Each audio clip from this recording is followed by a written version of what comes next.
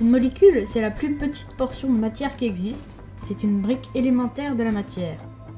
Pour en savoir plus, je vous invite à aller voir une autre vidéo consacrée à ce sujet. Elle s'affiche en haut à droite.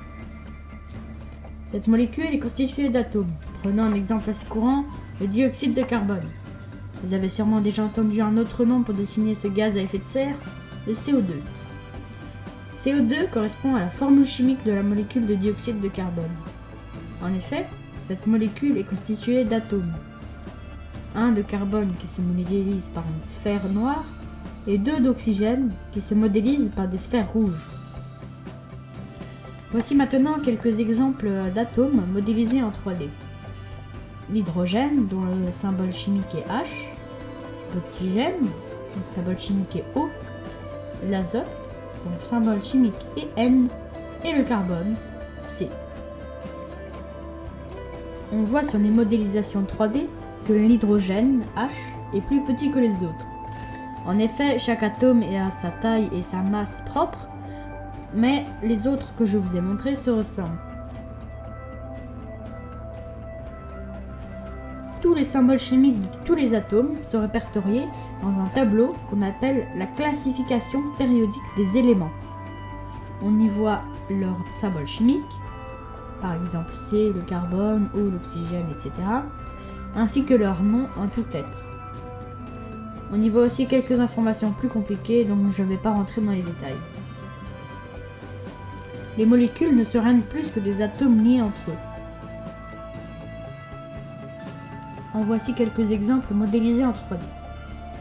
Le dihydrogène, H2, le dioxygène, O2, le diazote, N2, l'eau, H2O, le dioxyde de carbone, CO2, et le méthane, CH4. On voit que les formules chimiques des atomes correspondent toutes à la modélisation.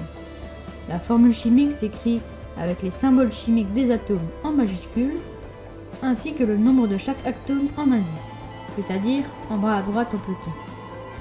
Prenons par exemple l'eau. L'eau est composée de molécules de dioxygène et d'hydrogène. On écrit donc H et O, HO. Et comme il y a deux atomes d'hydrogène dans chaque molécule d'eau, on rajoute un 2 en indice, H2O. Et voilà, on a la formule chimique de la molécule d'eau. Passons maintenant à la deuxième partie.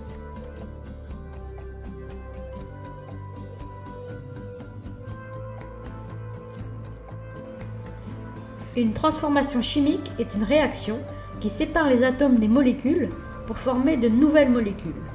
Par exemple, quand on brûle du méthane, qui est un gaz, ou tout autre combustible, il faut de l'oxygène pour brûler. Le méthane réagit donc avec le dioxygène. Mais pour former quoi? Eh bien pour former du dioxyde de carbone et de l'eau, de la vapeur d'eau plus précisément. C'est pour ça qu'on ne voit pas, car à l'état gazeux, l'eau est invisible.